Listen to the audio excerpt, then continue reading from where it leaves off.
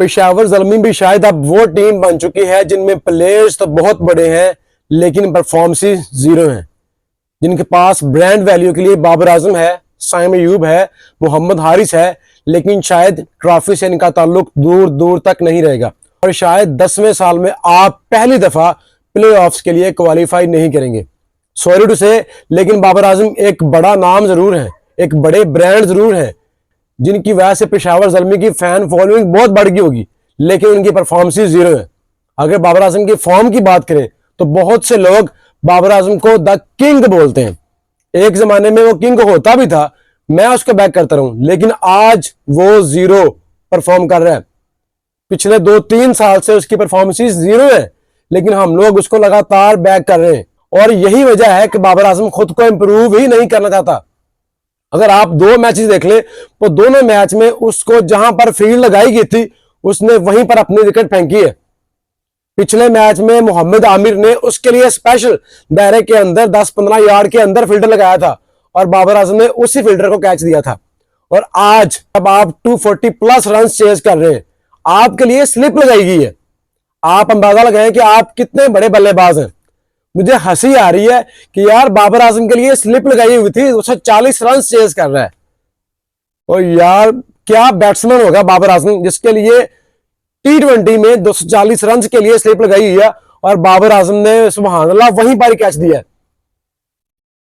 जब आपको पता है कि मेरे लिए स्लिप लगाई गई है, या तो आप बेवकूफ हैं या फिर आप जानबूझकर लोगों का बेवकूफ बना रहे हैं। क्योंकि जब आपको पता है कि मेरे लिए स्लिप लगाई गई है तो आप फिर कट करने क्यों जा रहे हैं। तो जब भी टारगेट बड़े होते हैं, जब भी बड़े स्कोर्स चाहिए होते हैं, जब भी बाबर आजम से उम्मीदें होती हैं कि आज बाबर आजम रन करेगा, तब बाबर आजम हमेशा फ्लॉप ही हुआ है। और अभी तो अहमद शहजाद ने बाबर आजम को बैक किया है। वो बंदा जो लगातार बाबर आजम के ऊपर तनकीद कर रहा था पिछले 2-3 साल से, उसने इस दफा इस PSL को लेकर उम्मीद जगाई थी कि बाबर आजम इस PSL में 200 करेगा। जो बाबर आजम अभी तक 2 मैचों में सिर्फ 1 रन कर पाया। बाबर आजम ने पिछले मैच से लेकर इस मैच में सिर्फ 1 रन बनाया है। सबसे गंदी फॉर्म में और बंदा है ना, सबसे घटिया क्रिकेट को खेल रहा है तो बाबर आजम है। और हम लोग इसका कंपैरिजन करते थे विराट कोहली के साथ। यार आप लोग मैच हार जाए, जब 240 प्लस रन हुए थे मुझे तब ही पता चल गया था कि आज पेशावर की टीम मैच नहीं जीत सकेगी। लेकिन आप ऐसे हार जाएंगे, 102 रन से मैच हार जाएंगे। आप इंपैक्ट नहीं दिखाएंगे, आप इंटेंट नहीं दिखाएंगे, आपके हाथ पांव ही फूल जाएंगे, आपको पता ही नहीं चलेगा कि मैंने शॉट मारनी किधर है। आप टाइम लेते हैं, हम मानते हैं कि आप टाइम लेके खेलते हैं, लेकिन आप खेलें तो सही। आपने तो कसम खाई है कि जब भी टारगेट 200 प्लस का होगा मैंने अपनी विकेट फेंकनी है और आउट हो जाना है ताकि अगले बल्लेबाज आए और स्कोर करें। तो भाईजान अगर अगले बल्लेबाजों ने ही आकर स्कोर करना है तो आप ओपन क्यों कर रहे हैं। आज के मैच में घटिया तरीन बैटिंग की बाबर आजम ने और उससे भी घटिया कप्तानी की बाबर आजम ने। बाबर आजम अच्छा कप्तान साबित ही नहीं हो पा रहा। लोग कितना बैक करेंगे आपके बाबर आजम। इंतहाई फजूल कप्तानी की आपने और इंतहाई घटिया फील्डिंग भी की बाबर आजम ने। आज 3 कैच ड्रॉप किए, वहीं से पता चल रहा था कि बाबर आजम के हाथ पांव फूल चुके हैं। आपका कप्तान जब इतना अंडर प्रेशर होगा तो आपकी टीम की क्या सूरत हाल होगी। और दायरे के अंदर आपके बॉलर्स की ठीक ठाक धुलाई हो रही है और आप अपने मेन बॉलर सफियान मुकीम को बॉलिंग ही करवाने नहीं लेके आ रहे। दायरे में आपने 70 to 80 रन खाए हैं, मैच वहीं पे खत्म हो गया था। सफियान मुकीम आपकी बेस्ट ऑप्शन थी, लेकिन आप उसको 6 ओवर के बाद लेके आए। आपके पास मेहरान मुमताज था जो रावलपिंडी का लोकल बॉय है, जिसने रावलपिंडी में बहुत ज्यादा क्रिकेट खेली हुई है, लेकिन आपने उसकी जगह जॉर्ज लिंडे को खिलाया। आप रही हैं आपकी सिलेक्शन के ऊपर। और जब अली रजा को 22 रन पड़े हैं पावर प्ले के अंदर, आपने फील्डिंग कैसे सेट की हुई थी। कमेंटेटर बार बार बोल रहे थे कि कप्तान ने कौन सी फील्डिंग लगाई है, और जितनी भी शॉट्स दायरे के अंदर लगी हैं वो तमाम कैचेस हो सकते थे। IPL में हम देखते हैं ऐसे कैचेस देखने को मिलते हैं, लेकिन आपकी फील्ड रिस्ट्रक्शन ही बहुत ज्यादा खराब थी बाबर आजम। बहुत से लोग कहते हैं कि आप बाबर आजम के ऊपर क्यों बात करते हैं। बाबर आजम बहुत देर तक नंबर 1 बैटर रहा है, ODI में भी और T20 में भी। तो जब आपका नाम इतना बड़ा होता है तो आपको परफॉर्म भी उतना ही बड़ा करना पड़ता है। आपको लोग कंपेयर करते हैं विराट कोहली के साथ जो इस इरा का किंग है, लेकिन आप शायद उस मुकाम तक पहुंच ही नहीं सकते क्योंकि आपने खुद को इंप्रूव ही नहीं करना चाहा। बाबर आजम आज भी 11 साल इंटरनेशनल क्रिकेट खेलने के बाद भी छक्के नहीं लगा सकता, पावर हिटिंग नहीं कर सकता, स्वीप शॉट नहीं खेल सकता। आपने कहां पर इंप्रूव किया है? आप टोटली फ्लॉप हो चुके हैं। और जो हम कहते हैं कि बाबर आजम की T20 में जगह नहीं बनती, तो हम इसीलिए कहते हैं क्योंकि आप मॉडर्न डे क्रिकेट के प्लेयर ही नहीं है। आपको टेस्ट खेलना चाहिए और वनडे खेलना चाहिए, उसके अलावा आपकी दूर दूर तक आने वाले वक्त में T20 में जगह नहीं बनती। और मैं बेवकूफ समझूंगा उन लोगों को जो आपको अभी भी बैक कर रहे हैं और जो सोच रहे हैं कि हमें बाबर आजम एक बड़ा मैच जितवाएगा। तुक्के लगने बंद हो गए हैं बाबर आजम के। जितनी क्रिकेट खेलनी पे खेली है, अब सारी दुनिया का पता है कि आपने कहां पर आउट होना है। या तो खुद को इंप्रूव करें या फिर T20 क्रिकेट छोड़ दें। पेशावर ज़ल्मी जिनका एक बहुत अच्छा रिकॉर्ड है, जो आज तक जितने भी PSL के एडिशन हुए सब में प्ले ऑफ खेलने वाली एक ही टीम है पेशावर ज़ल्मी। और इस दफा बाबर आजम की कप्तानी में पहली दफा ऐसा होगा कि पेशावर की टीम प्ले ऑफ नहीं खेलेगी। ये मैं बात आपको बता रहा हूं, लिख के रख ले। इस दफा बाबर आजम की कप्तानी में पेशावर की टीम प्ले ऑफ नहीं खेल सकेगी। जिस तरह की कप्तानी वो कर रहे हैं, जिस तरह की बैटिंग वो कर रहे हैं। अगर मैच की बात करें तो जितनी तारीफ की जाए उतनी कम है साहिबजादा फरहान की, जिन्होंने शानदार शो किया है। हमारे बहुत से लोग ये बोलते हैं कि साहिबजादा इंटरनेशनल मटेरियल नहीं है। मैं खुद ये बात करता हूं क्योंकि इंटरनेशनल क्रिकेट में साहिबजादा फरहान ने आज तक हमें इंप्रेस नहीं किया था, लेकिन वो मेहनत कर रहा है, दिन ब दिन खुद को इंप्रूव कर रहा है। अगर आप उसका फिटनेस लेवल देखें, इतने इतने बड़े मसल हैं उसके, बाबर आजम की तरह नाजुक कलाइयां नहीं है उसकी। और उसने डोमेस्टिक में 300 किए, 5 मैचों में 605 रन किए उसने। 300 थे, 40 छक्के लगाए हैं, एक मैच में 162 किया है, एक मैच में 140 प्लस रन किए। और यही वजह थी कि जब आप डोमेस्टिक खेलते हैं, डोमेस्टिक में अच्छा परफॉर्म करते हैं, तब आप दुनिया की किसी भी लीग में जाकर अच्छा परफॉर्म कर सकते हैं। और आज साहिबजादा फरहान ने पाकिस्तान क्रिकेट बोर्ड के सिलेक्शन कमेटी के और स्पेशली बाबर आजम के मुंह बंद किए हैं, क्योंकि बाबर आजम की कप्तानी में साहिबजादा फरहान के साथ बहुत ज्यादा ज्यादतियां की गई है। कभी वन डाउन, कभी ओपनर, कभी नंबर 7 तक बैटिंग करवाई गई है साहिबजादा फरहान से। और आज साहिबजादा फरहान ने 100 करके बताया कि मैं ओपनर प्लेयर हूं, मुझे ओपनिंग नहीं करवाएं अगर मुझे पाकिस्तान टीम में खिलाना है। और उसने अपनी परफॉर्मेंस से जवाब दिया है जो उनके ऊपर तनकीद हो रही थी।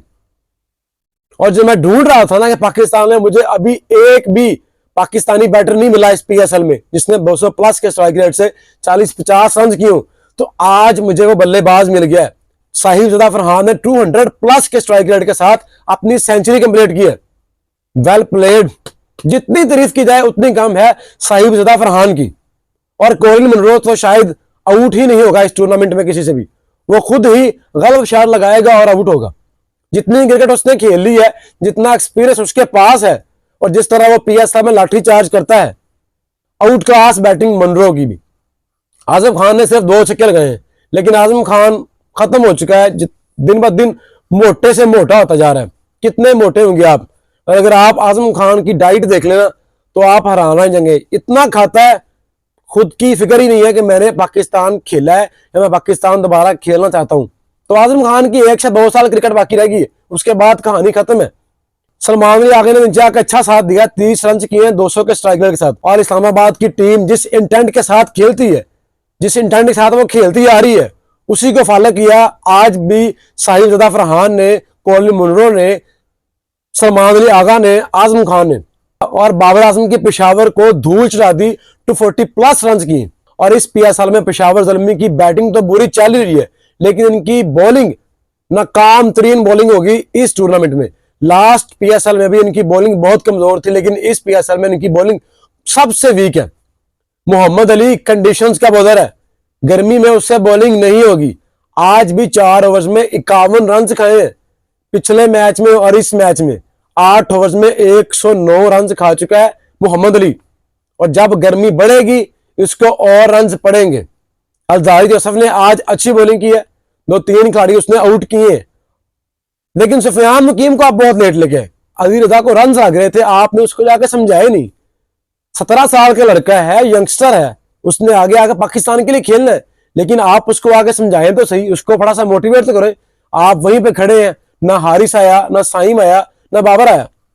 जॉर्ज लिंडे जिनको आपने आज प्लेइंग 11 में खिलाया था, सिर्फ 2 ओवर करवाए उन्होंने, और 2 ओवर में उनको 20 रन लगे थे कि बहुत ज्यादा रन नहीं लगे थे, लेकिन उसके बाद उनको कैरी ही नहीं किया।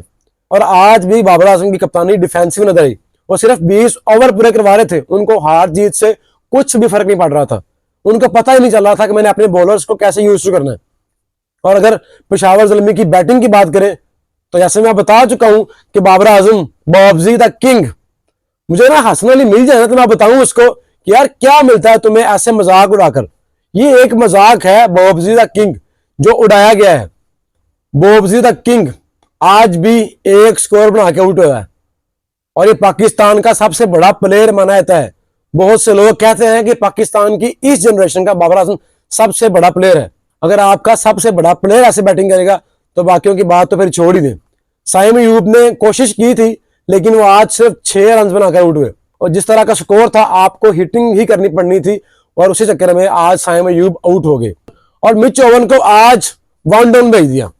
लास्ट मैच में नंबर 8 पर आया था, आज 1 डाउन आया। आज के मैच में मिच ओवन को आपको ओपनिंग करवानी चाहिए थी। बाबर आजम आपने जो एक स्कोर किया है उसका क्या फायदा था, लेकिन यहां पर मसला यह है कि अगर बाबर आजम ओपन नहीं आएंगे तो उनकी टीम में जगह ही नहीं बनेगी। 1 डाउन मोहम्मद हारिस आएगा, 2 डाउन टीकेसी आएगा, उसके बाद हुसैन तलत आएगा, उसके बाद सोन, आपकी बैटिंग चलती रहेगी। बाबर आजम कहां पर आएगा? बाबर आजम वो प्लेयर है, अगर वो ओपनर नहीं आता तो उसकी टीम में जगह ही नहीं बनती। और इस दफा 2 से 3 कप्तान ऐसे हैं जिनकी टीम में जगह नहीं बनती, लेकिन वो सिर्फ एज ए कप्तान खेल रहे हैं, परफॉर्म करे ना करे कुछ फर्क नहीं पड़ता। तो अगर जावेद अफरीदी को अपनी पेशावर ज़ल्मी को बचाना है तो उनको सोचना पड़ेगा कि क्या हमने भी आरसीबी की तरह अपनी टीम में बड़े नाम खिलाने हैं या हमने ट्रॉफी जीतनी है। आरसीबी का भी यही हाल है, उसमें भी बड़े नाम खेलते हैं, उसमें विराट कोहली खेला है, क्रिस गेल खेला है, एबीडी खेला है, मैक्सवेल खेला है, दुनिया के जितने भी बड़े प्लेयर हैं वो आरसीबी में खेले हैं और आज तक एक भी टाइटल नहीं जीती। और यही हाल होने जा रहा है पेशावर ज़ल्मी का।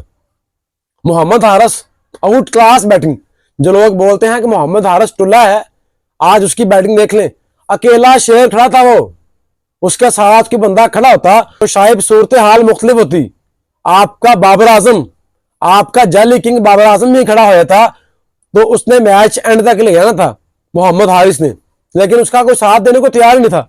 उस अकेले शेर ने आज 87 रन किए 180 प्लस के स्ट्राइक रेट से।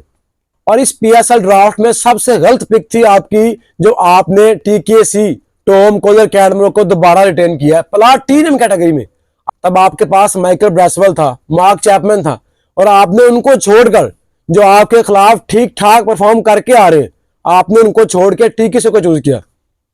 आपकी सिलेक्शन के ऊपर मुझे हैरत हो रही है।